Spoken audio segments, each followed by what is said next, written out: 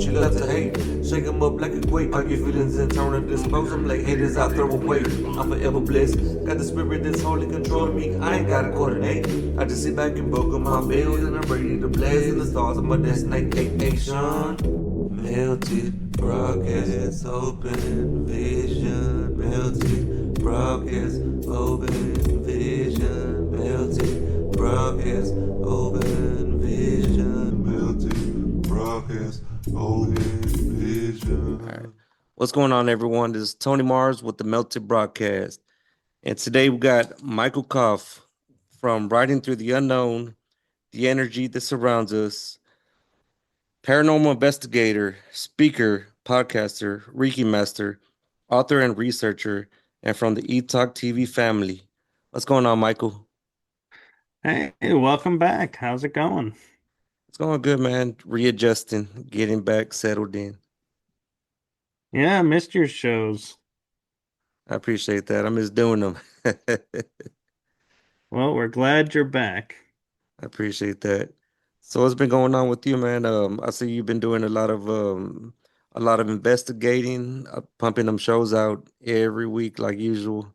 What's new? Well, I just did an investigation, the first one for the year, actually due to weather, last weekend, and been writing books, which I never thought would be in my repertoire, but I'm like surprised myself that I can just sit down and like my last book, book five, I wrote it in a month and got Book it published in a five? month.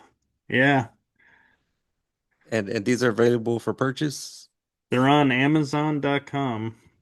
like paperbacks, hard You can get copies. paperback, you can get hard copy, and you can get Kindle version. All right, I'm definitely gonna give me a hard copy today. Well, I Put appreciate it. put it back here with some other books. Definitely go through it.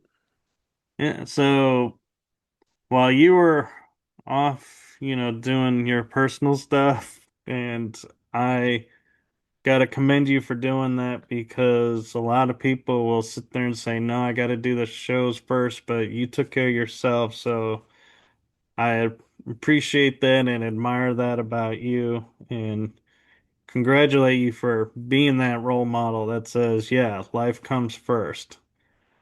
Thank you. But so to catch you up with the books, my first four books I called the Awakening series. My illustrator and editor for those books helped me come up with the title. And what it is the first book, they're in no particular order of my life, but so the first book is my paranormal journey. And then the second book is my journey into discovering that I've been in programs and other aspects of my life that I didn't know about. And what I added to the first book, the paranormal book, I gave the origin story to the energy that surrounds us podcast show. And in the second book, I gave the origin story to Writing Through the Unknown podcast because I felt those topics fit what those podcasts are about. And so I was like, I'll put them in there. Then the third book is my metaphysical life journey from growing up and different theories and different aspects of the metaphysical that I grew up with and how it impacted me and what how I saw it and interpret it. And Yeah. then the fourth book was a little bit harder for me to write because I took and the last two chapters of the book are pure photographs.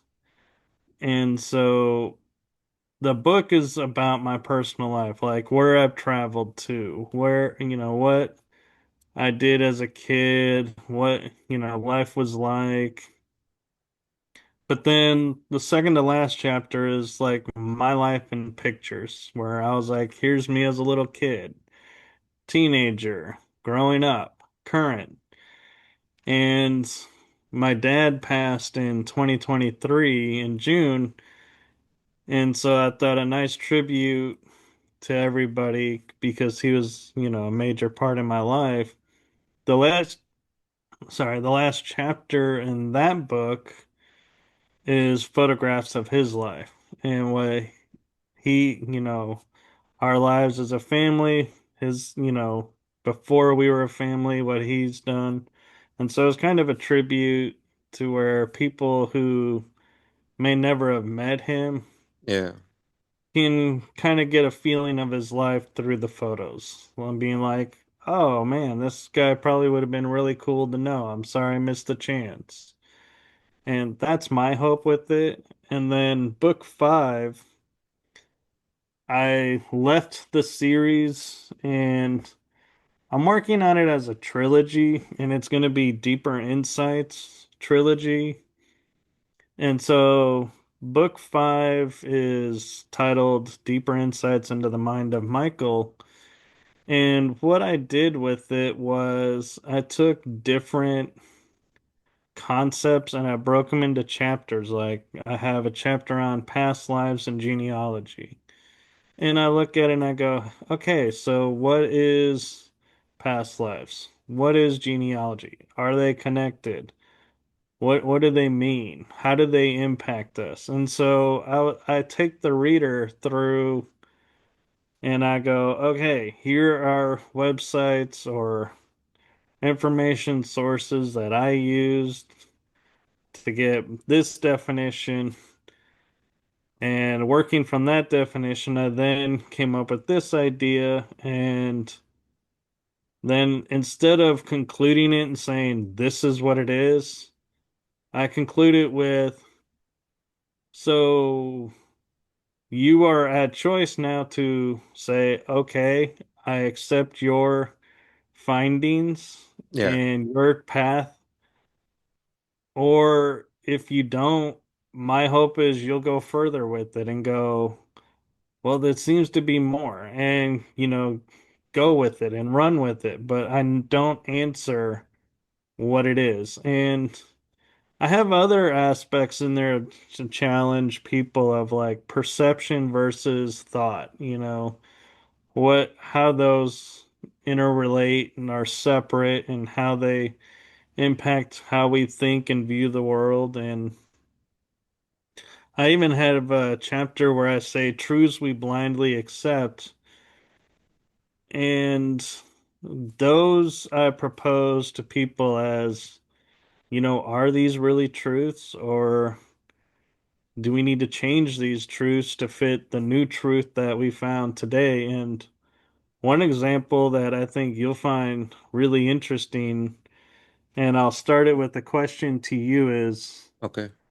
what is the moon to you? The moon. Excuse me. Like, what do you believe about the moon? I believe it's satellite.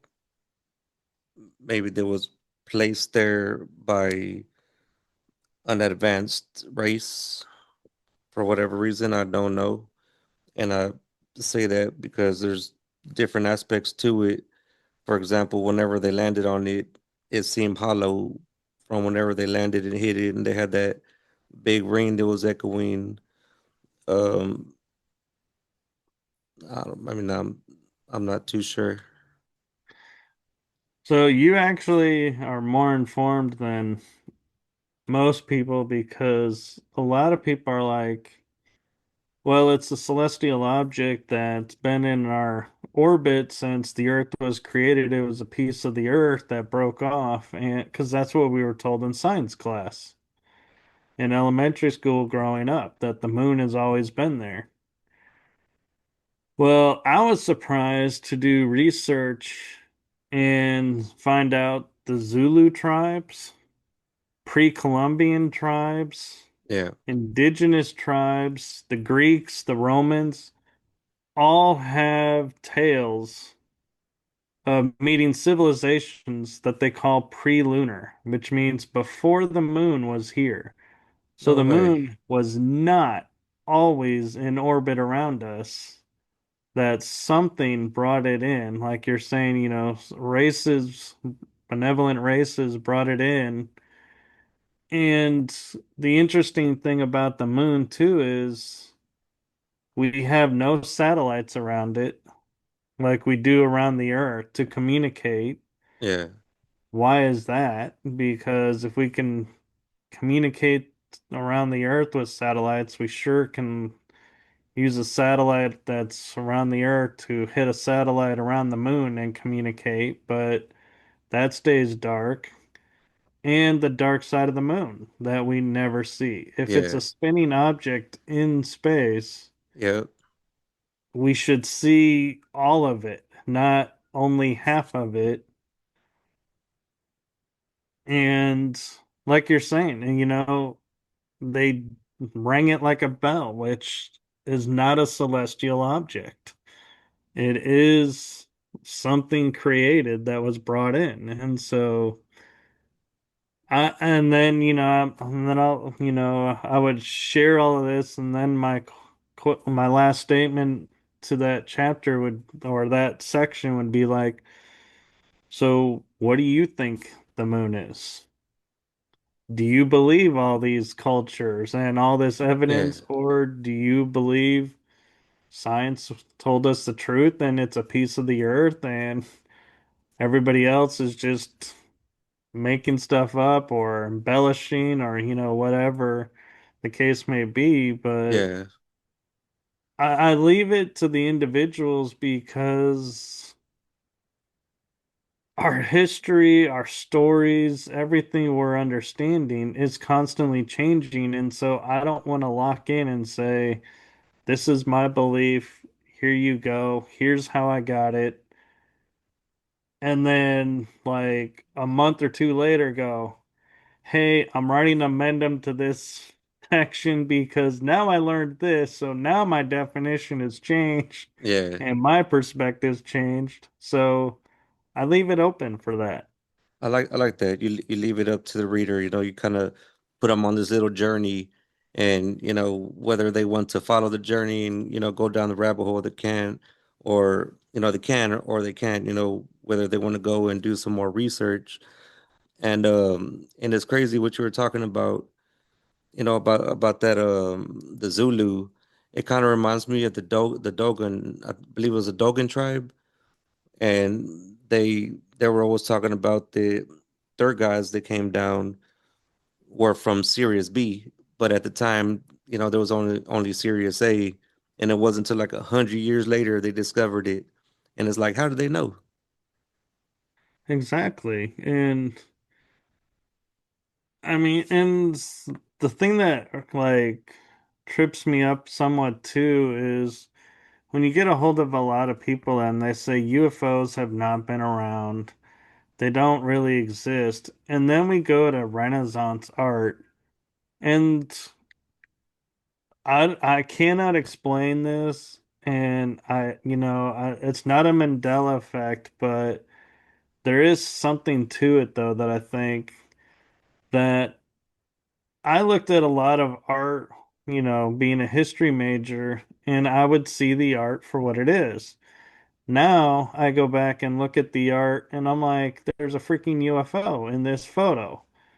How did I not see that before? And, or, there's this unexplained object now in this photo that was I'd never seen before. And it's like, it Yeah, always amazes me how that happens. And one thing, too, that I started to realize is, when we, talking about like the ancient Greeks, for example, and they say, oh, Apollo rides a chariot through the sky and, he's the sun god. Well,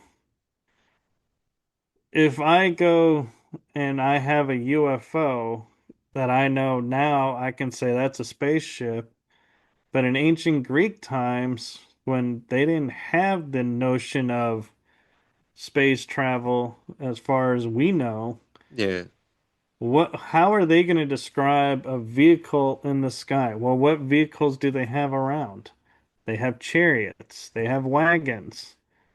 Well, the rich people Dragons. have chariots, so Yeah, could the chariot that Apollo rode be a UFO?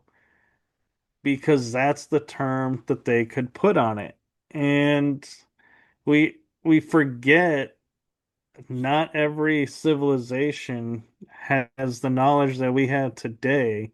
So we got to take ourselves back into their language, their understanding, and relook at all the text and all the stories and be like, oh my God, they were writing about aliens or they were writing about unidentified objects because, they didn't have a term or an awareness that we have today. And so when you put yourself in their shoes, it's you start to get a different picture of what's being shared and talked about and going, okay, the gods were, extraterrestrials. and it's just like with the Indian invaders. What do they call them? The Vimanas. The fly machines, and they would come and land, and there was thunder and smoke and all that. I mean, that's a craft. It is. And I mean, and it's amazing how we sit there and we'll tell, everybody, oh, you're crazy for thinking aliens were here before, and that, that's brand new and everything. But then I believe, if I'm not mistaken, it's Crete where they have this stone archway, like for a doorway, that has all these animals and symbols on it. And there's a T-Rex and a Triceratops on this stone, but yet the dinosaurs were long extinct before this culture was supposedly around. So, Yeah, how did they know how to draw a dinosaur? Because the bones weren't discovered until maybe the 1800s. They started discovering bones of dinosaurs and realizing there were larger animals that once lived here.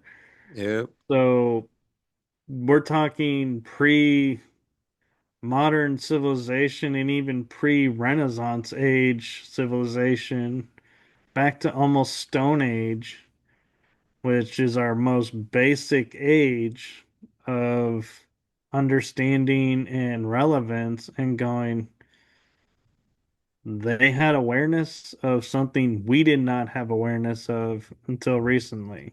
yeah, How? yeah, and it makes me think too. This could predate back, say for example, like the Stone Age, and they're making these drawings.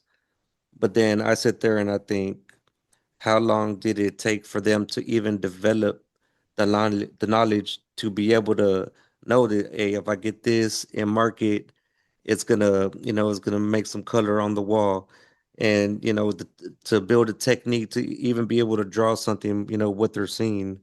And I've seen some of the pictures that you're talking about as well, but one specifically I remember is it's a figure riding the freaking dinosaur.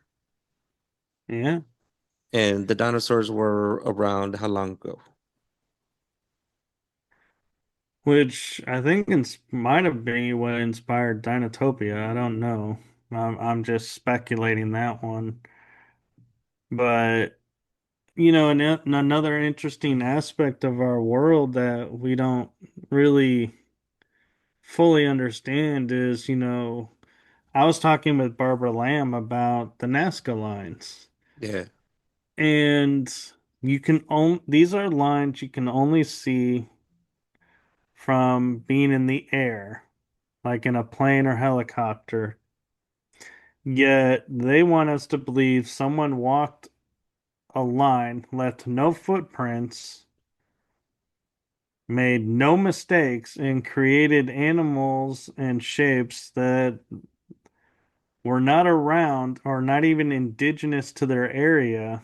yeah, So one, how did they know that? And two, I learned from Barbara that in Chile, which is south of Nazca by a large margin, there is a line that's in the shape of an arrow that points towards the Nazca lines. Oh, no way. So why would there be in Chile another line formation that we don't talk about associated with Nazca? And even the Nazca lines, I find it so fascinating that for like 5 years, it's like everybody was talking about Nazca and the lines. And now hardly anybody talks about them anymore. And it's like, we solve it? No. Do we know what they are? No. But apparently we decided we'll never know, so we just gave up on them. And I kind of have the opinion of they're either formations like I want to say like cities maybe or space stations or something, and but I don't know why they would make them in the shape of like a spider or Yeah. an astronaut. That part I don't know why they would make them that way, but I definitely have the feeling if you were to walk in to the Nazca line formation, if your energy is right, I don't think you're going to remain here. You're going to end up No somewhere way. else. Like a portal. Right. And what's crazy, you bring up the Nazca Lions.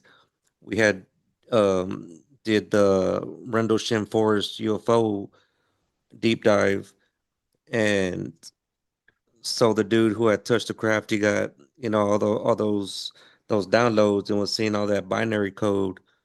So we had when I started looking all this stuff up, there was like a place in Brazil, of course, Egypt, and one of them was the coordinates to the Nazca Lions, and I thought that's kind of wild. Yeah, and my first thought was because again, I'm thinking of the world as we see it today, going, why would somebody from space that can travel through time, dimensional space, need an arrow to tell them where the Nazca lines are? And then, and Barbara and I were talking about it, and then I was like, well, you know what? If this was formed in Pangea when it was one continent and then now they've drifted apart, I could see why you would need a line because if you returned and you were like, okay, one continent, got it, I know where to land, no problem. But then you Yeah, return and you're like, wait, where's the landmass? The landmass is gone. You'd fly around and go, oh, wait, there's the marker. Oh, there it is. Okay, now we know where it is. And you could find it again. But we naturally just assume, people, recently doing this. And so, again, that's where we got to go back and think prehistory time of, when were they here? And yes, you would need markers. And the one thing that I find interesting is I was watching Josh Gates' show, I love Josh and Gates. Easter Island is the Moabs are looking the statues at statues on another island in Indonesia, I think it is, or in that area. I forget the name of the island, but nobody ever talks about that. And they're the similar stones of the giants, like they're They're identical. they're like very similar, almost identical, and they're looking at each other and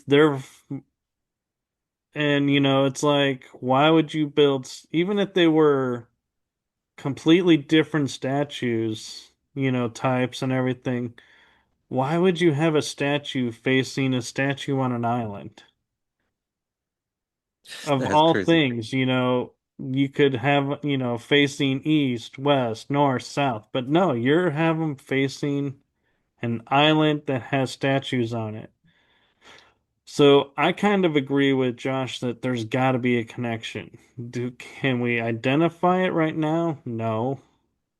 The ultimate Will stare we? down of the giants. But I mean, and even looking at the Easter Island statues is, everybody always assumed, oh, it's just the heads. Then No. somebody finally excavated and found out the heads have bodies and the bodies are buried in the ground.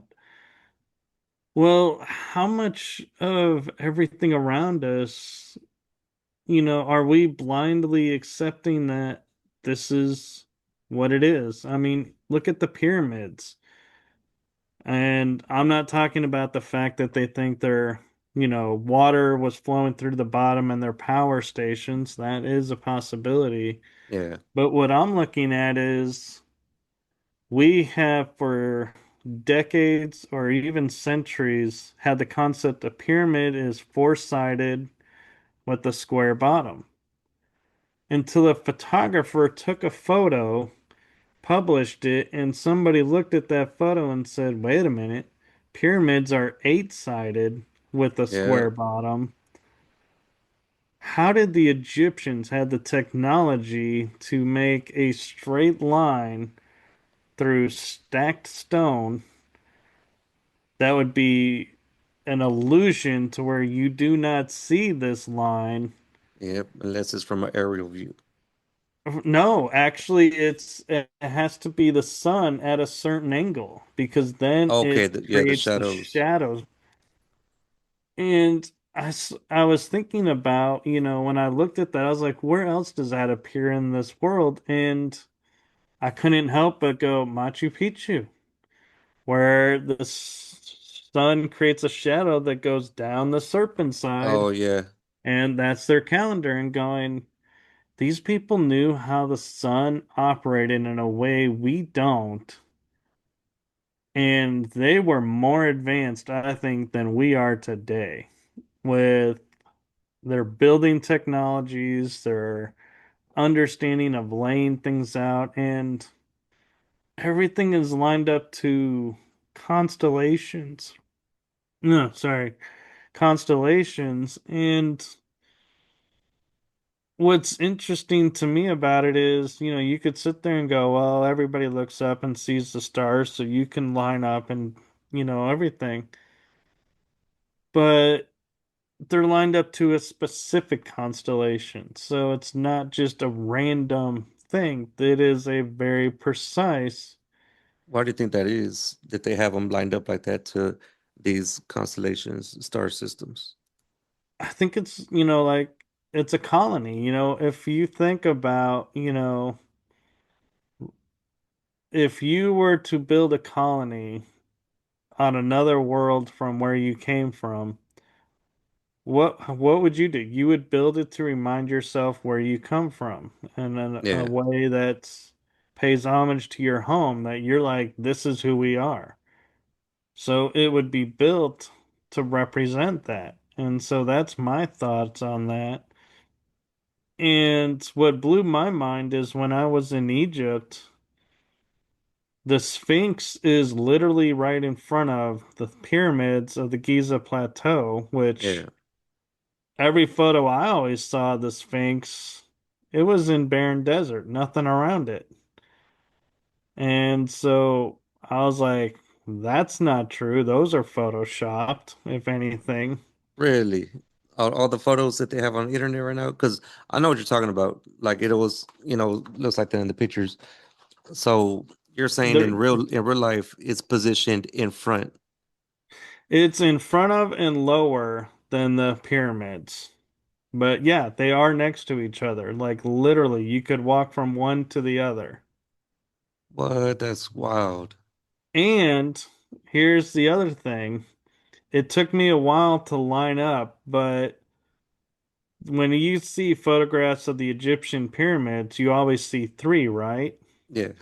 There's nine.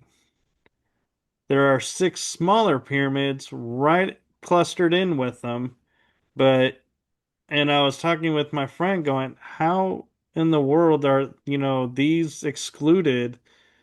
And he just looked at me and he goes, line up your picture. You can make it look like whatever you want. And so I walked around and Mm. I was looking and I finally found this one angle and I was like, this is the history books.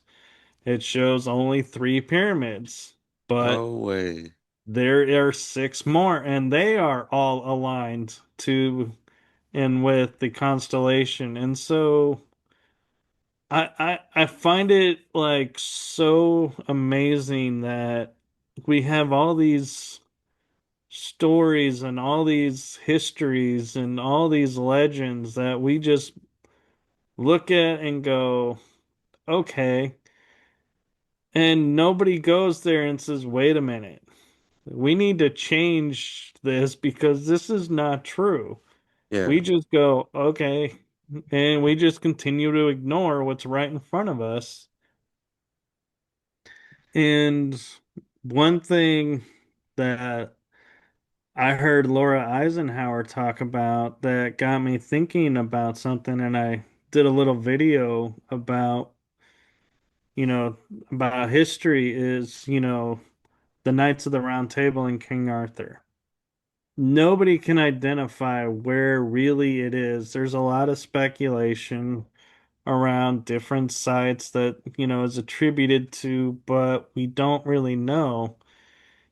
And they were like the gold standard. And so I started thinking about it and going, well, literary license aside, the way they were acting, the way that their story is and what they represented, I started thinking, Laura's right. There's more to it. And she took it to the Zodiac, and I was like, it is lined up with the Zodiac. It doesn't matter which nights you talk about around the round table, they all have different ties to the Zodiac. And so I started thinking, well, if these people were really in history and knowing what we know today, like, hybrids being around, could these knights have been hybrids? And that's why they were selected to be at this table. Yeah. And I took and I said, well, if these zodiacs match these elements, well, what seed cultures represent those elements? And then I was like, so here are the possibilities of who these knights could have been hybrids of. They could have been Lyran, they could have been Arcturian, they could have been, and That's took it a wild.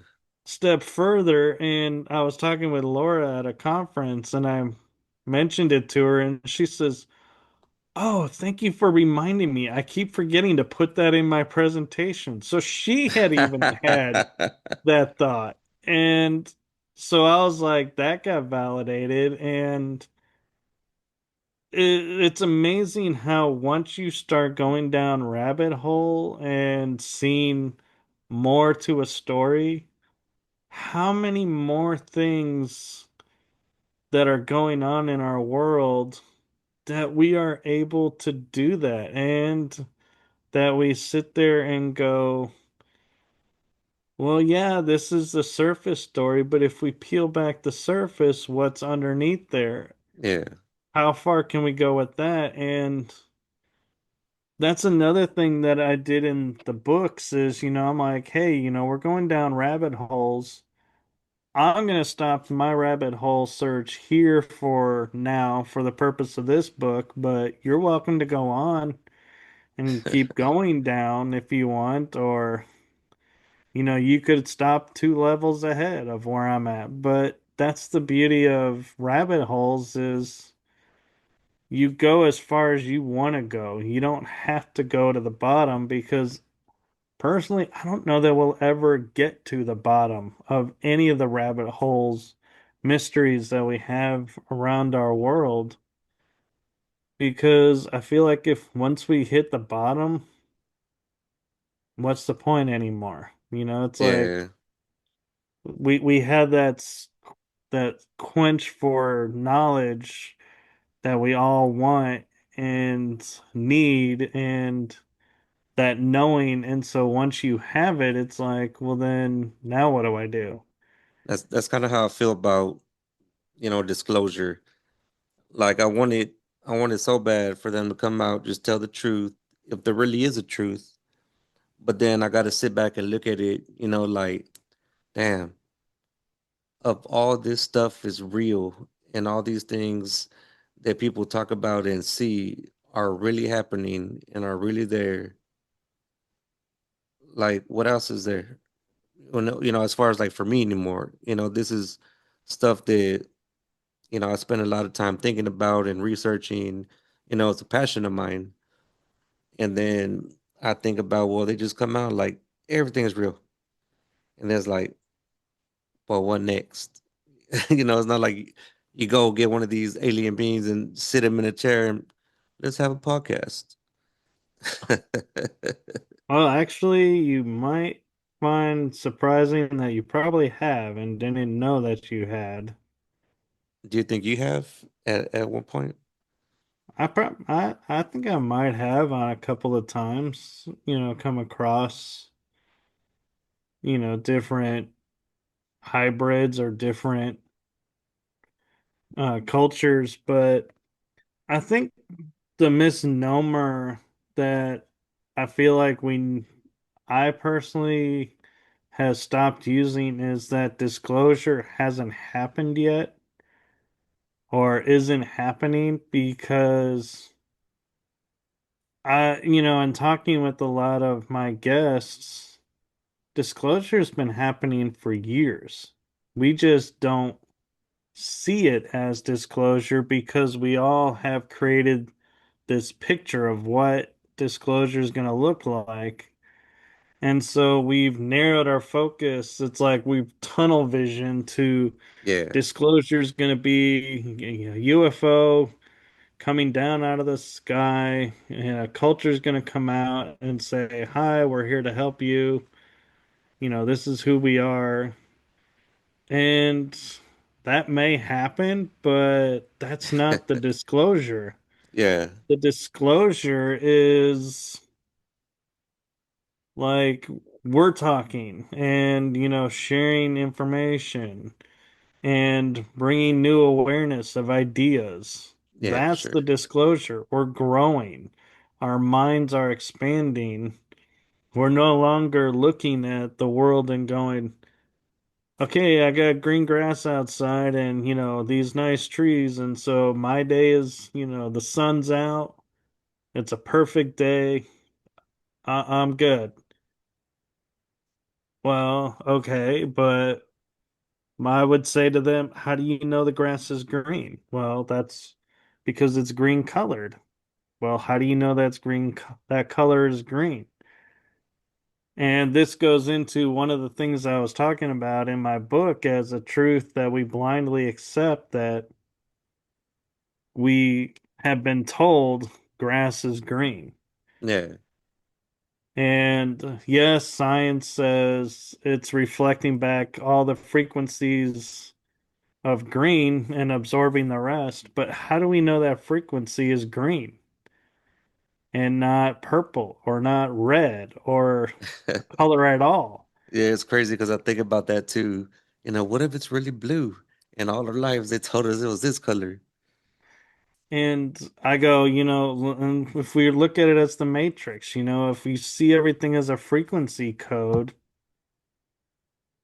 it's going to be less aesthetic and less pretty to look outside and go, yeah, looking at the frequency code of green grass and plants and trees and fences and houses, in the sky, and all you see is like for the example, the Matrix code in Matrix, where Neo finally reveals, what it really looks like. Well, the world lost a lot of beauty, in my opinion, when he discovered that because everything is the same. It's just coded numbers flowing or coded frequency working. And Yeah. so I say in the book, like, when I talk about the grass being green, I'm like, I know the grass may not be green, but I'm going to accept for aesthetics that it is green. And so that's a truth I'm okay with blindly accepting and being okay with because it makes the world more enjoyable. And so it was my way of saying to the readers, we don't have to undo all the myths and all the blind truths and reveal what they really are. We can accept some and keep some blind truths, Yeah. and that's okay.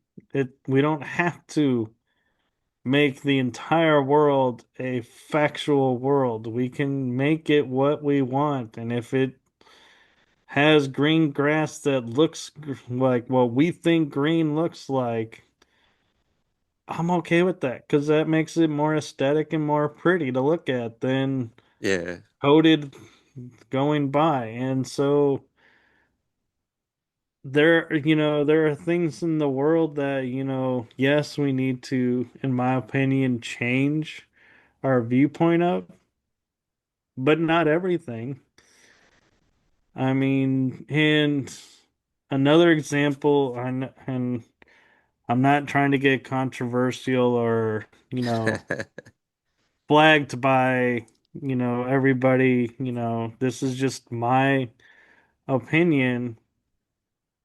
The world having different skin tones, different and having male, female genders makes the world more diverse and livable than if we all look the same. If we all look the same, then I think we would get bored Yeah. and like there would be no point to exist. But because we all have these minute differences, it's like, ooh, I want to learn why did your skin tone turn out that way, or what was the purpose of this, the two genders. And I, I'm sorry, but to me, there's only two genders. I don't mean to discredit anybody, but it's been that way since the beginning. The world makes sense with that, and Yeah. I don't understand what all the different ones mean, and I haven't really felt the need to sit down. So I'll be honest, if there is, a real reason behind it, and by real I mean a documentable, actual, then I'd be like, okay, I'll change my viewpoint. But if it's just because I don't want to be male and I don't want to be female, Yeah. I'm gonna make myself this. That's your choice, but you don't have the right to make us, have to learn your choice and make your choice a reality. That's your own reality. Yeah. And so that's where I think the beauty of where we're going with this, the disclosure is we're all making our own world the way we want it. And so if I want a world like with this background, as an example, I asked for a dimensional forest, with a path. Well, because of where I'm sitting, you don't see the path, but here I'll move for a second, and there it is. I Okay. created that through AI. And so I can create that as my existence and be like, that's the world I want to live in. So It looks so that's realistic. it does. And you can have, you could have the reality of like you have your stuff behind you, your accolades, your art that you like, and that's your reality. And that's perfectly fine. Yeah. I'm not making you pick my reality. You're not making me pick your reality. I'm not saying We're Michael living in put Star Trek harmony. stuff back there. Yeah. I mean, we're living in harmony and balanced, and we're not forcing anything on, another. And that's where I think all these different arguments that they're trying to create and say, this is who I am, you lose ground to me when you are trying to force people to believe what you believe. Yeah. That was never how this world was meant to be and how our environment works. What's going on, And I everyone? hate It's that Tony Mars whenever, with the Melter Broadcast. If you or anyone you know would like to come on the show and talk about your experience, maybe you've experienced paranormal, maybe you've been studying ancient history or the forbidden knowledge all your life, maybe you're a spiritual teacher. If you would like to come on the show, you can reach me at themeltedbroadcast@gmail.com or hit us up on the website at www.themeltedbroadcast.com. Peace. You're right. We have a news media outlet that is one-sided. They're both one-sided in actuality, in my opinion. There is no unbiased news anymore. And so I just tune it out. But everybody has their agenda. And that's where we have to look at the source and go, what is your agenda? Is your agenda sharing truth?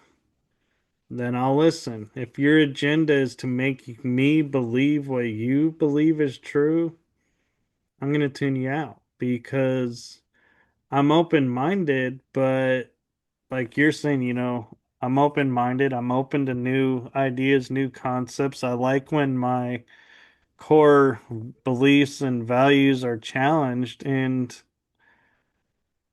everything, but in order for my core values and beliefs to change, or your core values, beliefs, and to change, it's up to us. Meaning, I can only change mine, you can only change yours. I can't go up to you and go, hey, Tony, the core belief you have on this is totally wrong. You really need to get on board with this truth because my truth is not your truth. yeah.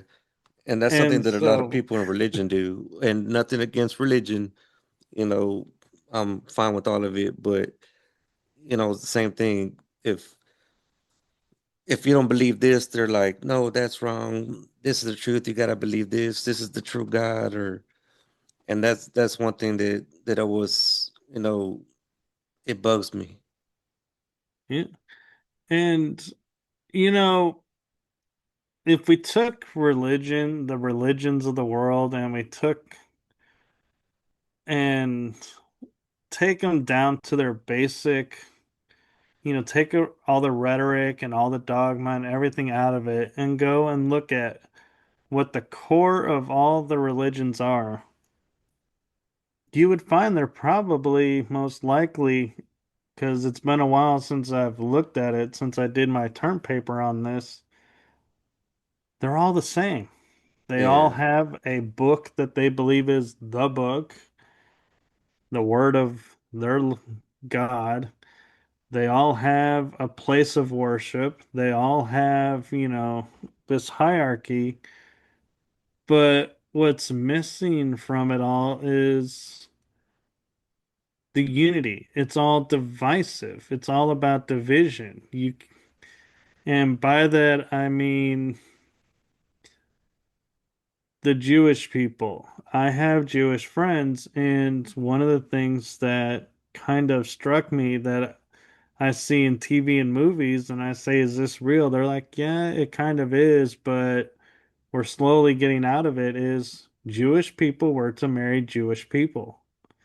You did not marry outside of your faith. I didn't know that. And I always thought that was so strange. But then you look at other religions and other cultures, and that's in there, as well. And it's like, well, that only serves to keep us apart. It doesn't serve to unite us. And so Yeah. why do we have to be divided and not united? What's the threat of that? And what amazes me too is, for years I would say like Mary Magdalene is not who the Bible says she is, and everybody would be like, "Oh, yes, she is. You're so full of it. You are, you don't know what you're talking about." And I would go and I would look at, when I was a little kid, my parents were shocked when I made this realization. And it was a simple realization that is the basis of Catholicism. With it being Easter time, it's kind of funny that this is coming up, but Jesus died on the cross to abolish sin, Yeah.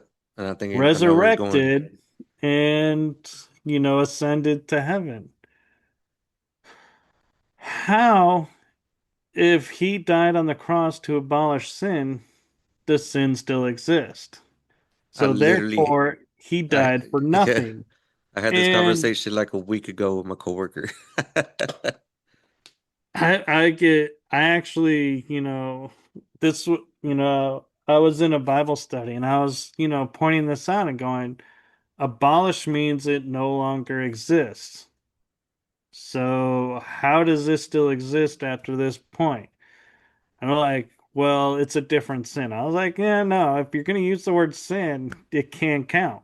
Because he Not a didn't sit there specific and sin. say, I didn't die for this sin. I died for sin. And then I said, well, Jesus had his feet washed by Mary. Well, Mary's not his mom. And under Jewish law, only a wife can wash a man's feet. So I didn't know that either. they have to be married. And they're like, no. And then I said, okay, we'll save that argument for later. And then I said, okay, you say Jesus is a rabbi. Yeah. Under Jewish law, only a married man can have the title rabbi. There is no honorary titles back then. So who did he marry? Well, he didn't marry anybody. Can't be a rabbi then. And so and what I've found is a lot of the Christians don't understand Hebrew law. And I'm talking the ancient times Hebrew law that existed in the time that all this took place. Yeah. And if you understand the laws, then you go back and you look at the stories. Mary Magdalene was the one who was always by Jesus' side, always doing the duties of the wife, so to speak, that as we would interpret them. And what surprised me is to learn in some of the books that the testaments that were removed from the Bible and the Council of Nicaea, Mary Magdalene was the money source. She was the one who afforded Jesus and the apostles to do their travels, to do their work. Nobody sits there and thinks about, how did they afford to get from place to place, to eat, to drink, to have Yeah. clothes. So I have a question, Michael. Do you believe that Jesus was really executed on the cross, crucified?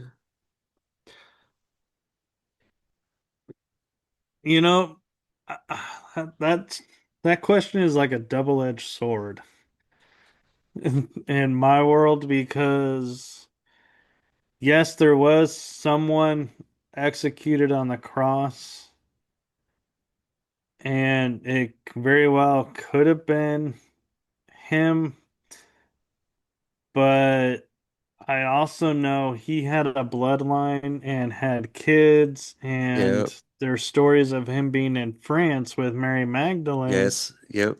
That's where I was getting at. but the one thing about the stories that's missing is when did Mary and Jesus leave? Was it after the resurrection? In which case, the story of him going back up into heaven, maybe, he didn't go back up to heaven. Maybe he left and went to France, but that didn't serve the church, so the church made him go to heaven. And Mary Magdalene just disappears. And in reality, once the resurrection happens, so does Jesus. Jesus disappears from the Bible until Revelations. So, what's he doing? Is he just hanging out in the clouds having a party? Or, is he living, a life and finishes his life out and dies and, Because there's a big gap, is there, from I forget what age as when he's a kid, there's maybe 30 years of missing from yeah, his childhood. 30 years. And then I know there's a book that talks about it. Billy Carson talks about it all the time. I The think it's Book like, of Enoch. well, not that one, but Oh, I just finished reading that one. And I think it's called like the Gospel of the Holy 12 or 11 or something like that. He said it's a very rare book to find, but it talks about all this missing time and like where he went, to go learn from the Tibetan monks and to yeah. Egypt to the mystery schools and all this. It's like how come they don't show us that? Like why take that out the Bible? If they're gonna talk about Jesus, I mean, I wanna hear the whole story. I want to hear everything he did, the whole shebang. So the reason is because the religion, like Catholicism, this is going to shock a lot of people, but it was a matriarchal religion until the Council of Nicaea. Then it flipped and became patriarchal. So any story or any book that celebrated the female was erased from history to the Bible. And they needed stories to make sense because, a lot of their stories are very similar to paganism. So they had to, they were borrowing and interchanging, but in order for it to make sense, well, one of the things you have to do is you got to have a person to blame to make fear and and put people into a control system. Yeah. Hence, Judas Iscariot was created as the betrayer, the traitor. And when we think about it, he was venerated before Mary was venerated, and they found, proof that he did commit the treason. He did commit the traitorous act, but he was asked to do it. He didn't voluntarily sell his soul for, I think, what was it, 25 pieces of eight or silver. He literally was like, "No, I can't." And Jesus was like, "You're the strongest one of us. You're the only one who can do it." And he did it. And he was remorseful and, sacrificed himself because, of it.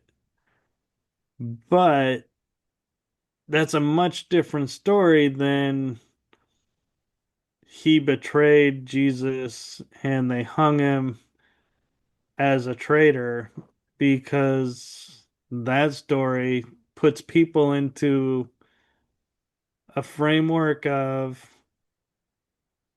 I don't want to be a Judas. I don't want to Yeah. be the traitor to the faith and betray, my faith. And all these examples of all these stories that are in the Bible are really designed to not empower the person, but to enslave the person. Yeah, I agree.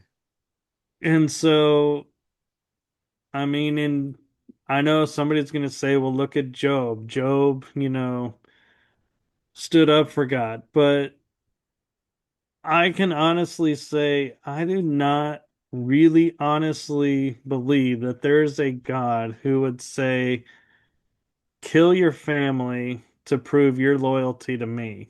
Yeah, That does not sound like a God, that's out there to be unconditional. And that's the thing too, is the Bible has two gods. People don't realize this. yes, Old Testament God is, you piss me off, I'm going to wipe you out. New Testament God is, well, you pissed me off, but you're only human. You make mistakes, so you learned from it. We're good. All's I've, good. All's forgiven. so And I have a so question with that. So do you think, just like you mentioned, the two different gods and the two different versions of these Bibles, do you think they're actually really two different people? I think they were. And one of the things too that people don't realize that kind of corroborates this is when you really look at the Bible, and I mean, I'll be honest and transparent, I haven't read it from cover to cover. But all the stories that I've heard of it and from talking with people, the only time like Satan appears is the New Testament. He's not in the Old Testament. Who's the God of the Old Testament? He's pretty much is acting like the devil. He's, and saying, you made these mistakes, you're paying with your life. You're this town, you don't want to listen to me. You're not going to do what I tell you to do. I'm wiping this town out. Yeah, Well, who does that sound like in the Bible? And all of a suddenly Jesus is born, walks his path, does his job, and leaves the story. And all of a suddenly God is, well, I'm here to help you live a better life and a more divine life. And we got to battle the forces of the Satan and the evil ones. And Satan was never even in the original Bible. He came later. And people another scare don't tactic. realize that. Exactly. And even more so is, and this is a question that I cannot believe for the 2000 plus years that Christianity has been around, nobody has figured this sentence out. And that is Adam and Eve, let's forget Lilith for a moment, the original female. Yep. We're going to say Adam and Eve, okay. Adam and Eve have two sons, Cain and Abel. Adam and Eve, Cain and Abel are the only four people on the earth. What does Cain and Abel do? They marry women of other tribes. What other tribes? Where did these tribes come from? Because there's only four people on the planet.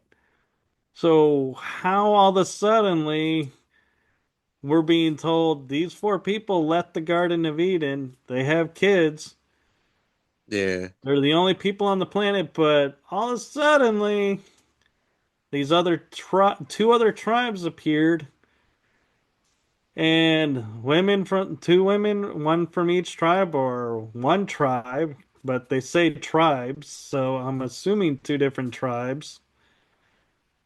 One woman each marries their sons, and the lineage comes. Yeah.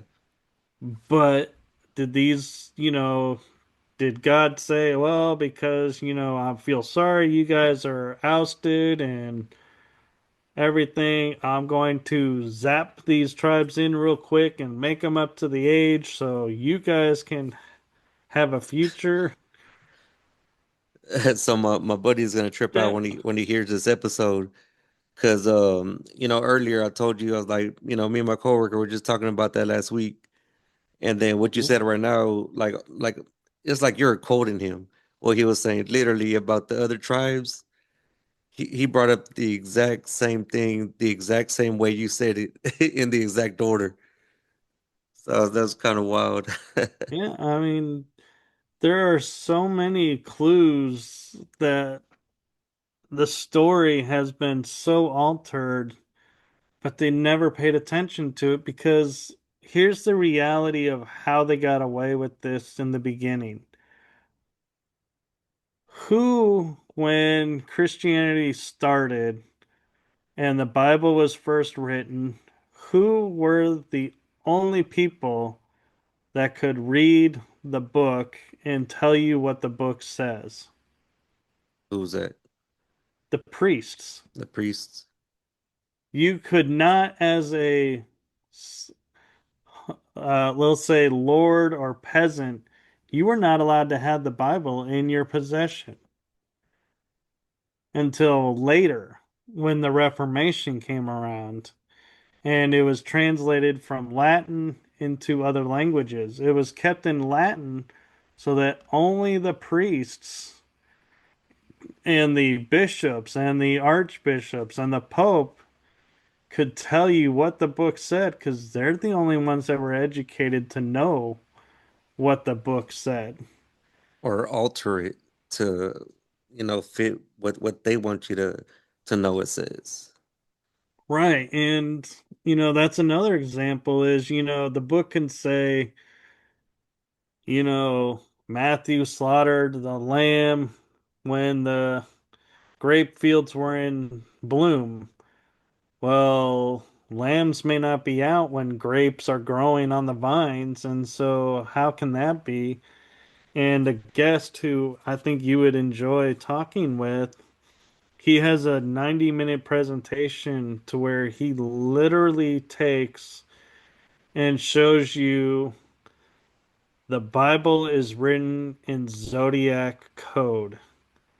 And so the sheep or ram that I mentioned, that could be the zodiac sign.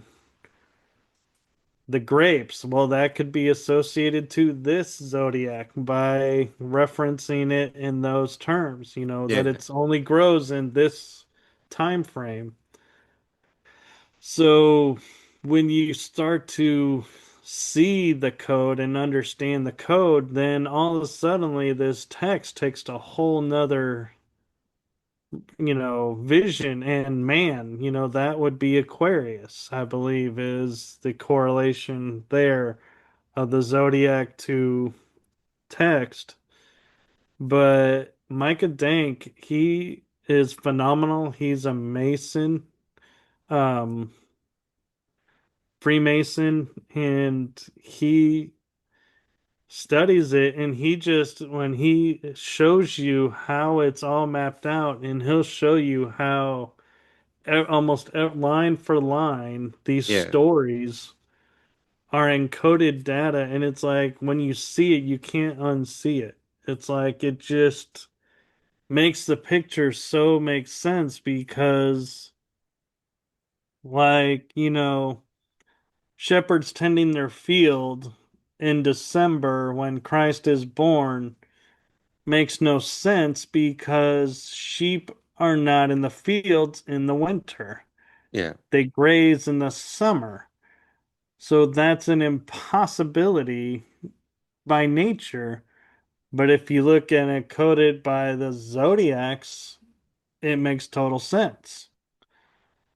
And so it's amazing. And I'm going to see if I can't get him back on to do another presentation, like a further presentation on it. But Yeah. I mean, if you really want to deep dive and understand the Bible in a way that makes the Bible make sense, Otherwise, these stories don't make sense. Like the timing just doesn't work if you understand nature. He is a phenomenal source that'll help you make sense out of what you're confused about and doesn't make sense, in my opinion. Yeah, I have to check out his you said you interviewed him previously? Yes. I'll have to check that episode out. Yeah, and I'll send it to you. And it's amazing when we look at everything, around us and we look at it for what it is, how our world can, make more sense. Like, we look at, we're living in an age where, people say the government or these the elitists, if you want to call them that, are pulling the wool over our eyes and we just don't see it. How can that be?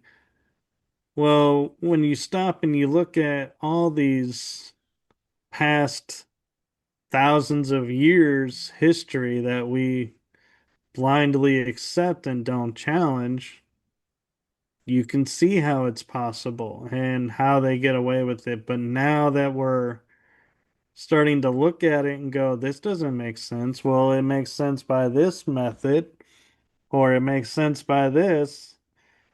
Well, why would they do this? Well, you step back and you look at it and go, well, that's a great control mechanism. Yeah. Or that's a great way to keep people, dumbed down because they don't understand this code and they'll just, you can make them feel stupid by telling them, what do you mean the sheep, and went in the December aren't out? Do you know that? Are you a shepherd? And, people are like, well, no, I guess they could be. And, you start to believe that, he was born in December when by the nature of the book, he was born in July or June. And it's just, the world we're in is waking up with us. And it's, to me, the way I view it is the world has had enough of this control mechanism Yeah. type reality and is like, I'm putting the truth out there. You're going to see it, whether you believe it or not. It's being put out there. And that's the disclosure Yeah. is we're seeing the truth of what's around us, then we accept it or we choose not to. Yeah. And we make our own truths. And so I can have the truth that the Bible is a complete work of fiction and it's all just encoded data and it's just meant to, you know, relay history in a, coded method. And you could say it's a great example of, how to live life. And somebody else can view it as going, this is what's telling me I cannot do because I don't want to do wrong. Well, all three versions of the same book are the correct. It's our perception and thoughts that's changing, and whether we allow it to change or not, that's the disclosure. Yeah. Is and so that's why I say disclosure is already here, it's already happening, but people want it a specific way so they don't see it. The UFO landing on the White House lawn. I mean, I'm all up, I'm all for the disclosure, and it's funny because you had mentioned the UFO landing and all that, and the peaceful, hi, we're so and so, we come in peace. But then I always think back to that movie when Mars Attacks, when they let the dove Yeah. out and they're like, they just start taking everybody out. Hopefully, it's not one of those disclosures. Well, and even still, I mean, look at, you could easily make an argument for the flip side of if a UFO was to try and land on the White House lawn, it would be obliterated. Yeah, I was gonna say, yeah, for They're sure. they're not gonna allow that thing to land without, some communication in advance. And so, they're as much in danger of being attacked during first contact as we are by them. And so it's like we have this mutual strategy of, who's going to attack who first. And the saddest reality is we've been programmed that if an alien comes out and says, I come in peace, kill it because that's what happens in the movies Hollywood has put out. Yeah. Aliens will say, we come in peace, and then they take us over. And it's like, but they said they came in peace. And So we're taught, don't trust that statement. do you think it's purposely put out that way for people I to think react like so. that? I absolutely think so. I think it's part of Project Bluebeam that's been going on and is a huge part of, the whole false flag operation of it. And I know that term false flag has many connotations now thanks to mainstream media, but Yeah, false flags, what it really comes down to is one person creating a narrative over what everybody else has seen and making everyone believe one narrative is the narrative. And so that's where I think the false flag issues come into play and why some of these programs are still able to operate is because they convince us, oh, they've been shut down. They're no longer in existence. When in reality, they just changed the name and said, oh, well, like Project Bluebeam, they may say that operation has, been canceled. We're not doing a Project Bluebeam. Well, let us now introduce the Purple Stallion program. yeah, And you're like, well, what's the Purple Stallion program? Well, we have this technology where we can do this. And you could sit there and go, well, isn't that Project Bluebeam? And they're going to be like, no, no, it's totally different. But it's yeah, not. yeah, And so people are going to go, oh, it's a different name, it's a different program. Okay. And they'll get away with it that way because nobody really looks at and pays attention to what the details are. What does it mean? What is it doing? We just look at it and go, okay, it's not the same, so we're good. And we let our guards down. yeah. I get what you're saying. Well, you want to go ahead and set up for part two of this? Yeah, let's do that. All right. Yeah, I know. I got some things I got to do. Get my part of the house situated. I was just Yeah, waiting, I gotta go check on a friend of mine and see how they're doing. man. But this was a really good conversation. I did not expect for it to go down this route, and I I'm know glad. we were talking about a whole different show, like literally Yeah, before we went live, and we went live and it went somewhere completely different. yeah. I love that though. I mean, that was a really interesting conversation. I'm glad we had it. Yeah, I'm glad, that you create the safe space to have those type of conversations. I appreciate it. So before you leave, where can everybody reach out to you to check out all your material? Where can they buy your books? All five of them. So my books are available at Amazon.com. You just search my name, Michael Kopf, and it should have my picture. And if it doesn't have the awakening or deeper insights, you're on the wrong Michael Kopf. But when I look on Amazon, I don't come across a different one. So it should be pretty easily there and easy to find. And you can find me on Facebook. I'm on TikTok, Instagram. I'm on Spotify with my shows. YouTube. I have my shows there and on Rumble as well. And I'm on eTalk as the Melted Broadcast is as well. So I am so blessed to be a part of that program. And I give a huge shout out to Jeff about eTalk because he has put together and kept it going this network of individuals of different backgrounds. And I miss the radio, but I I do don't too. miss the radio because it Well, was you were, cool. yeah, you went live on it though, right? I would be live on it, and it Yeah, was cool to hear, but yeah, it's a lot of work to run a radio station, and so I am excited to see what eTalk is getting into and morphing into and being a part of it. And I am glad that you are back as well, so you can be a part of it as well. And yeah,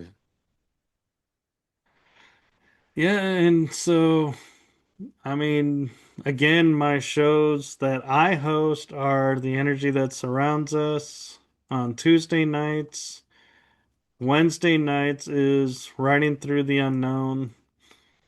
And Tuesday afternoons every other week, I have now a special on The Energy That Surrounds Us, which is Channeling with Starseed Lolo. And once a month, currently on Riding Through the Unknown on a Thursday night, is live medium readings with Tammy Christine. And so I am so excited to be bringing new material and new type of shows as well. And so I'm continuing to evolve my channels and create new content, new material for everyone. And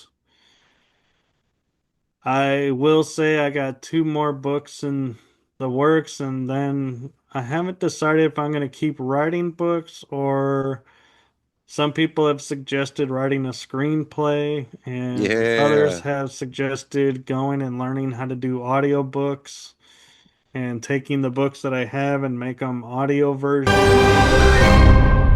People say that I'm one of the greats, I'm the one that you love to hate. Shake 'em up like a quake, pop your feelings and turn and dispose 'em like haters I throw away. I'm forever blessed, got the spirit that's holy controlling me, I ain't gotta coordinate. I just sit back and buckle my bells and I'm ready to blast in the stars of my destination.